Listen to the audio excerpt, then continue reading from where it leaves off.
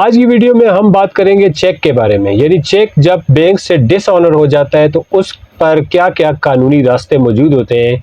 उस शख्स के पास जो इस चेक से मुतासिर हो। मैं हूं राशिद खान एडवोकेट और आप देख रहे हैं मेरा यूट्यूब चैनल। तो आज की जो वीडियो है वो इस बारे में है कि चेक जब किसी शख्स का बैंक से डिसऑनर हो जाता है तो फिर उसके खिलाफ अमूमी तौर पर जो कार्रवाई की जाती है वो section 489F Pakistan penal code के तहत मुताल्लिका जो थाना है उसके अंदर एप्लीकेशन दी जाती है FIR के लिए, और अमूमन उस पर FIR हो जाती है और FIR के बाद बंदा अरेस्ट भी हो जाता है।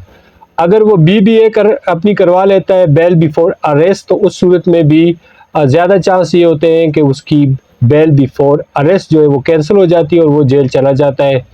अब ये सारी प्रैक्टिस करने के बाद जिस शख्स को ये चेक इशू हुआ उसके पास क्या उसको इस सारी कार्रवाई का क्या फ़ायदा होगा। तो 489F के तहत जिस बंदे के पैसे हैं, जिसको पैसे देने के लिए चेक दिया गया था, वो बंदा 489F की FIR तो करवा देता है और बंदा जो है जिसका चेक है जो बाउंस हुआ है वो जेल भी चला जाता है। वो कुछ अरसा जेल काटने के बाद इवन हाई कोर्ट से वो ज़मानत लेके आ जाता है। फिर उसके बाद ट्रायल शुरू होता है और ट्रायल गुजरने के बाद या तो उसको सज़ा होती है या कि वो एक्विट हो जाता है, बरी हो जाता है।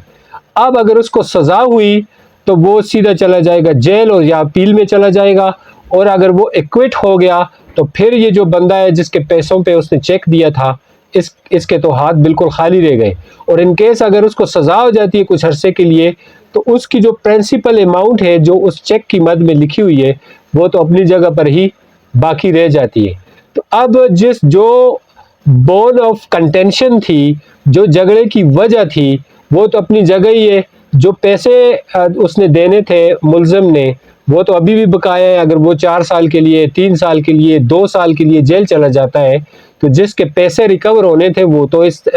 सारे प्रोसीजर से 489F के पर्चे के बाद उसको वो रिकवरी कभी भी नहीं मिल सकती। अब लोग जल्दी में सिर्फ इसी प्रोसीजर को अडॉप्ट करते हुए FIR को फॉलो करते करते 2-3 साल इसमें गुजार देते हैं, और जब इसका फैसला आता है तो फिर उसको सज़ा जज़ा के बाद वो मुड़ के देखता है तो उसके बाद कोई और रास्ता मौजूद नहीं होता। लेकिन इसके साथ साथ कानून ने एक बड़ा ज़बरदस्त रास्ता बताया है कि जितने भी निगोशिएबल इंस्ट्रूमेंट हैं, जिनमें बिल ऑफ एक्सचेंज है, प्रॉमिसरी नोट है और चेक के मसाइल हैं, इन सारे सिलसिलों में जो रिकवरी का जो मसला है, जो बेसिक अमाउंट है जो उस चेक पे, उस प्रॉमिसरी नोट पे, बिल ऑफ एक्सचेंज पे लिखी होती है, उसको कैसे रिकवर किया जाएगा। वो क्रिमिनल जो कार्रवाई है, फौजदारी कार्रवाई से तो वो रिकवर हो नहीं रहे थे। अब उनके पास जो रास्ता बचता है वो CPC का जो ऑर्डर 37 है उसके अंडर उसने जाकर केस करना है अपनी रिकवरी का। इसमें याद रखें कि अगर प्रॉमिसरी नोट है या कि बिल ऑफ एक्सचेंज है, उस पर स्पेसिफिक परफॉर्मेंस पे या किसी मुआहदे में इस चीज़ को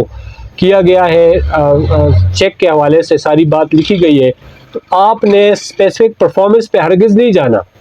आपने जाना है रिकवरी सूट पे, और रिकवरी सूट होगा ऑर्डर 37 सिविल प्रोसीजर कोड 1908 के तहत। उसके तहत जब आप कोर्ट जाएंगे तो ये एक समरी ट्रायल होता है, और समरी ट्रायल के बाद आपको एज सुन एज पॉसिबल आपकी जो रकम है वो रिकवर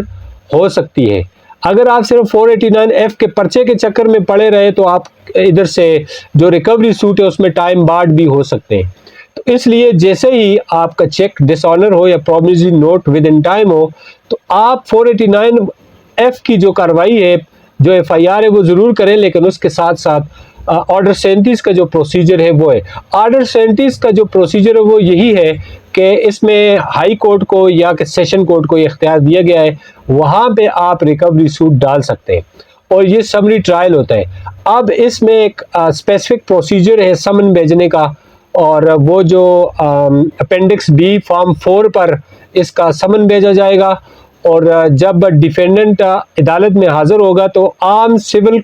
दावे की तरह इस तरह नहीं होगा कि आके वो अपीयरेंस देगा, वकालतनामे देगा और फिर रिटन स्टेटमेंट देगा। इस तरह नहीं होगा। इसमें ये होगा कि वो जब अदालत में हाजिर होगा तो वो अदालत को एप्लीकेशन मूव करेगा, इजाज़त के लिए कि वो अपने डिफेंस के लिए इजाज़त मांगता है। अब अदालत को अगर ये लगता है कि इस बंदे का जो मौक़िफ़ है ठीक है कि इसको मौका मिलना चाहिए तो वो इजाज़त दे देगी। अदरवाइज़ अगर उसको अदालत को ये लगे कि इसमें मज़ीद लिटिगेशन की ज़रूरत ही नहीं है, इसने पैसे देने हैं दूसरे के, तो वो उस पर स्ट्रेट अवे डिक्री भी रिकवरी की कर सकती है। लेकिन अगर जो डिफेंडेंट है वो कोर्ट से इजाज़त नहीं मांगता और या वो कोर्ट आता ही नहीं है तो फिर स्ट्रेट अवे भी अदालत ऑर्डर 37 के अंदर इस डिग्री को पास कर सकती है और कोई अपना फैसला दे सकती है और ये डिग्री कंसिडर होगा और उसकी बुनियाद पर जो रिकवरी प्रोसीजर होगा आगे वो चलेगा। यानी कहने का मकसद ये है कि जितने भी नेगोशिएबल इंस्ट्रूमेंट हैं उसमें रिकवरी के लिए ऑर्डर 37 का जो दिया हुआ है चैप्टर, उसके तहत आपने ज़रूर जाना है। इसमें टाइम लिमिटेशन का ख्याल भी बड़ा करना है, क्योंकि आप जब FIR के चक्रों में पड़ेंगे, वो मैंने शुरू में बता दिया कि उस पर सारी कार्रवाई तो होगी, सज़ा जज़ा तो होगी, लेकिन आपका जो प्रिंसिपल अमाउंट है, जो रकम है, जो आपके तनाज़े की जो वजह है वो अपनी जगह पे उसी तरह रहेगी। तो इस तरह आप अगर चाहते हैं कि आपके पैसों की भी रिकवरी हो तो आपने ऑर्डर 37 के अंदर जाकर सेशन कोर्ट में इसका दावा करना है। Thank you.